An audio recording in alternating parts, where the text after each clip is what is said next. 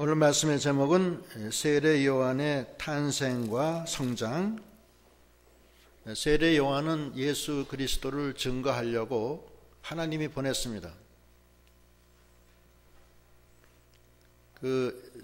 세례 요한의 아버지가 사가랴고 엄마는 엘리사벳. 엄마는 원래 아기를 낳을 수 없는 여자예요. 하나님이 태의 문을 닫혔다고 그랬어요. 그리고 나이도 많이 먹고. 그런데 사가랴가 성전에 가서 하나님의 일을 할 때 천사가 네게 아들이 있으리라 이렇게 하면서 이름을 요한이라 하라 이렇게 명합니다. 그때 그것을 믿지 않았어요. 사가랴가 믿지 아니하여서 하나님이 벙어리를 만듭니다. 누가복음 1장 20절 읽어보세요. 20절 누가복음 1장 20절 보라, 이 일에 되는 날까지 네가 벙어리가 되어 능히 말을 못하리니 이는 내 말을 네가 믿지 아니함이오니와 때가 이르면 내 말이 이루리라 하더라. 예, 천사가 하는 말을 사가랴가 믿질 않았어요. 자기 나이도 먹고 지 부인도 나이 먹었는데 아들을 낳는다는 말을 믿질 못하는 거예요. 그러니까 가브리엘 천사가 네가 믿지 않았기 때문에 벙어리가 된다 이렇게 얘기한 겁니다. 그러고 벙어리가 된 다음에 자기가 회개를 많이 했어요. 이 사람이 많이 하고 나와가지고서는 벙어리 된 채로 하나님의 말씀을 믿고 그러고서 엄마가 엘리사벳이 임신을 하게 되고 아기를 낳은 거예요. 아기를 낳는데 여기 보면은 아기 낳은 모습 거기 57절부터 쭉 읽어보세요. 57절 엘리사벳이 해산할 기한이 차서 아들을 낳으니 이웃과 친족이 주께서 저를 크게 긍휼히 여기심을 듣고 함께 즐거워하더라. 8일이 되매 아이를 할례하러 와서 그 부친의 이름을 따라 사가랴라 하고자 하더니 그 모친이 대답하여 가로되 아니라 요한이라 할 것이라 하매. 예, 아기를 낳아서 아버지 이름을 따서 아이에게 이름을 지어요. 서양에서는 다 그렇게 하는 모양이에요. 아버지의 이름을 따요. 그래서 포드 1세, 포드 2세, 포드 시니어, 포드 주니어 그렇게 하잖아요. 그게 아버지 이름을 따라가는 거예요. 서양 사람들은 미들네임을 굉장히 귀하게 여깁니다. 지난번에 카자흐스탄 갔는데 거기 목사님이 한 분 계신데 이름이 이렇게 길어. 그 이름 알려면은 굉장히 시간 많이 들어야 돼요. 근데 그 이름을 빼먹으면요 결례예요, 결례. 그래서 이름을 다 해줘야 돼요. 그래서 드미트리 굉장히 길어요. 혼났어요. 그래서 거기서 이름 잘못하면 큰 사단 나는 거예요. 그래서 여기도 이제 세례 요한을 낳는데 8일 만에 할례를 가는데 이름을 거기 이제 어른들이 지어줄 거 아니에요. 그러니까 아버지 이름 사가랴를 넣어서 무슨 이름을 짓는 거예요. 그런데 엘리사벳이 아니라. 왜냐? 나는 하나님이 나한테 지어준 이름이 있다 이거예요. 그래서 아니라. 인정, 체면 초월한 거예요. 관습이나 인습을 초월한 거예요. 오직 성령의 감동을 따라 하나님의 명령을 순종하고자 하는 마음이에요. 아니라. 그래서 이 사람들이 하도 이상해서 뭐라고 하면 61절부터 읽어보세요. 61절 저희가 가로되 네 친족 중에 이 이름으로 이름한 이가 없다 하고 그 부친께 형용하여 무엇으로 이름하려 하는가 물으니 저가 서판을 달라 하여 그 이름은 요한이라 쓰매 다 기히 여기더라. 예, 그래서 아버지한테 갔어요. 아버지가 벙어리라 말을 못해. 그래서 친족들이 가서 그래서 이름을 어떻게 쓰냐고 이제 물어봤죠. 수하로. 그러니까 서판을 가져오라 해서 서판을 딱 갖다 주니까 요한 딱 쓰는 거예요. 그래서 기히 여겼더라. 그 다음 읽어보세요. 64절 이에 그 입이 곧 열리고 혀가 풀리며 말을 하여 하나님을 찬송하니 그 근처에 사는 자가 다 두려워하고 이 모든 말이 온 유대 산중에 두루 퍼지매 듣는 사람이 다 이 말을 마음에 두며 가로되 이 아이가 장차 어찌 될꼬 하니 이는 주의 손이 저와 함께 하심이로라. 예, 그 말 서판에다가 요한이라고 쓰고 한 다음에 입이 풀리는 거예요. 예? 처음에는 하나님의 말씀을 믿지 않았다가 입이 닫혀 벙어리가 돼. 그랬다가 자기가 크게 회개를 하고 그 말씀을 믿고 순종해서 늙은 부인 엘리사벳, 자기도 늙었지만 해서 좀 아이를 생산하게 돼요. 그것도 순종이에요. 불가능한 것을 순종해서 아이를 임신하게 하고 그 이름을 하나님 명령 순종해서 인습이나 관습이나 인정이나 사람의 어떤 그런 걸 다 떠나서 하나님의 명령을 순종하고 성령의 감동으로 나가니까 그게 입이 확 풀리는 거예요. 하나님의 말씀은 그 안에 능력이 있어요. 그래서 그 말씀을 믿어야 돼요. 그걸 믿고 그대로 그 하나님의 명령을 순종해서 자기 형편은 순종할 형편이 아니라 하더라도 순종해서 그대로 그 명령대로 순종해서 이제 열매를 맺히면은, 열매는 요한을 낳은 거 아니에요. 열매를 맺히면 확 풀려요. 입이 풀려요. 통해요. 오늘날 우리도 하나님의 명령은 그 속에 생명이 있습니다. 그 명령을 믿고 능력의 하나님의 역사가 그 속에 있음을 믿고 순종해서 신앙의 열매를 맺힐 때 그때 입이 풀립니다. 성령의 감동이 와요. 그래서 그 아이가 낳고 사람들이 이 아이가 어떻게 될꼬, 이거는 낳을 때부터 참 이상하게 낳잖아요. 그런데 거기는 중요한 게 주의 손이 저와 함께 하더라. 하나님이 같이 하셨다 이거예요. 왜 그러냐? 하나님이 왜 같이 하느냐 하면 세례 요한은 애당초부터 하나님이 의의 병기로 쓰려고 하나님 예수 그리스도의 증거자로 이 땅에 보내신 거예요. 하나님이 쓰려고 보냈어요. 보냈고 세례 요한은 내내 겸손했습니다. 교만하지 않았어요. 겸손하고 항상 하나님과 기도로 동행했어요. 그러니까 주의 손이 함께한 겁니다. 요셉이도 마찬가지예요. 요셉이도 그 자기가 어렸을 때 꿈을 꿔요. 꿈을 꿔서 그는 그 자기를 통해서 하나님이 역사하시는 그 꿈을 꿔요. 집단이 자기한테 절하는 꿈, 뭐 이런 꿈들. 그래서 그 꿈을 붙들고서 늘 기도하는 가운데 하나님만 붙들고 나가요. 그러니까 자기 육신적으로는 애굽의 종으로 팔려가지만 하나님이 함께 하셨어요. 항상. 그래서 형통했다고 그랬습니다. 우리가 하나님이 우리에게 말씀을 주시는데 왜 주시나를 우리가 알아야 돼요. 그 말씀은 지키기가 쉽지가 않아요. 자기가 깨져야 되기 때문에 그걸 순종하려면. 그러나 거기에는 하나님이 함께 해주시는 역사가 있습니다. 그러니까 우리가 그걸 잘 알아야 되겠어요. 사가랴가 입이 확 풀렸어. 풀리니까 하나님을 찬양해요. 어떤 찬양을 하느냐? 67절 읽어보세요. 67절 그 붙인 사가랴가 성령의 충만함을 입어 예언하여 가로되 찬송하리로다 주 이스라엘의 하나님이여 그 백성을 돌아보사 속량하시며 우리를 위하여 구원의 뿔을 그 종 다윗의 집에 일으키셨으니 이것은 주께서 예로부터 거룩한 선지자의 입으로 말씀하신 바와 같이 우리 원수에게서와 우리를 미워하는 모든 자의 손에서 구원하시는 구원이라.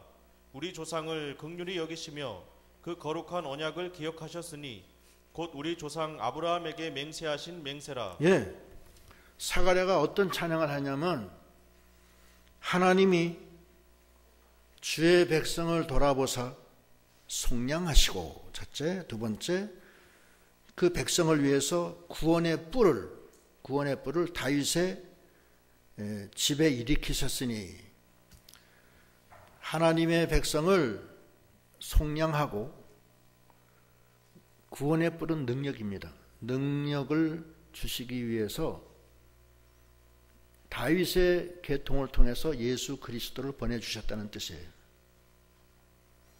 주님에게는 두 가지가 있어요. 첫째는 속량, 두 번째 구원의 뿔이 있어요. 속량은 십자가의 피입니다.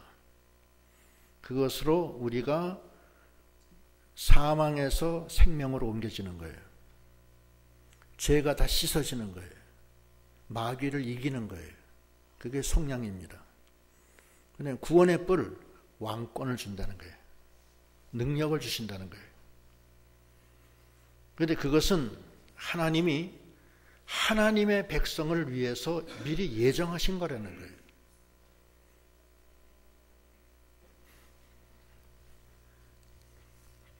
그것은 여기 보면 71절부터 읽어보세요. 71절. 우리 원수에게서와 우리를 미워하는 모든 자의 손에서 구원하시는 구원이라.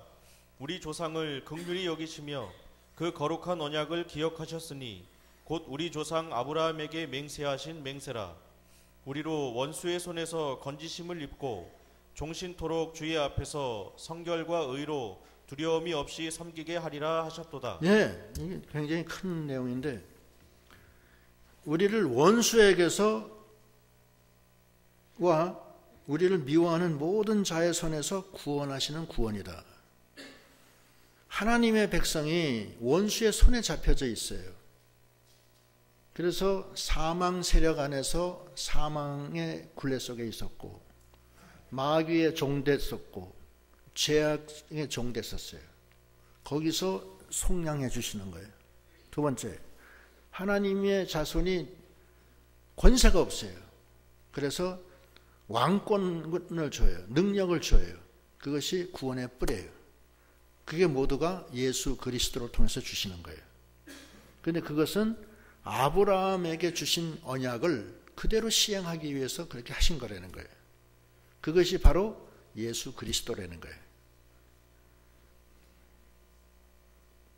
그래서 우리를 원수의 손에서 건지신 다음에 종신토록 주의 앞에서 성결과 의로 두려움 없이 섬기게 하려 하였다. 우리를 하늘나라로 데려가서 그리스도의 신부가 돼서 하나님의 아들이 돼서 천국의 후사로서 하나님을 성결과 의로 영원토록 주님을 섬기게 하려고 그렇게 역사하셨다는 거예요. 근데 현재 우리는 어디에 잡혀져 있어요? 우리는 사망 세력에 잡혀져 있었고, 죄악에 있었고, 마귀의 역사 속에 종된 역할이 했는데, 거기서 하나님이 예수님을, 다윗의 자손을 통해서 예수님을 보내서 속량시켜 주시고 구원의 뿔, 능력을 주셔서 그 모든 것을 이기게 해서 하나님의 아들이 되게 했다는 거예요. 사가랴가 지금 성령의 감동으로 이 얘기를 하는 거예요. 그런데 세례 요한은 뭐냐? 이것을 증거하러 왔다는 거예요. 거기 그 다음 읽어보세요. 76절. 이 아이여, 네가 지극히 높으신 이의 선지자라 일컬음을 받고 주 앞에 앞서가서 그 길을 예비하여 주의 백성에게 그 죄 사함으로 말미암는 구원을 알게 하리니. 예, 이 세례 요한이 주님의 앞서가서 미리 그 길을 다 열어서 모든 백성으로 하여금 그 예수를 영접해서 큰 구원을 얻게 한다는 거예요. 사가랴가 그 벙어리로 있다가 확 입이 풀리면서 그 모든 것을 다 얘기하는 거예요. 그러면서 하는 소리가 78절. 가서 봐요. 77절 읽었나? 구원 얻게 하리니. 어디 78절. 78절. 이는 우리 하나님의 긍휼을 인함이라. 이로써 돋는 해가 위로부터 우리에게 임하여 어두움과 죽음의 그늘에 앉은 자에게 비치고 우리 발을 평강의 길로 인도하시리로다 하니라. 예. 그렇게 해서 이 하나님의 긍휼로 이렇게 일어난 일인데, 그 세례 요한이 선포한 그 예수 그리스도는 돋는 해가 된다. 이거 돋는 해. 하나님은, 주님은 돋는 해예요. 쫙 해가 돋잖아요. 텔레비에서 독도에서 오늘 해 뜨는 거 아침에 했는데 저 못 봤어요.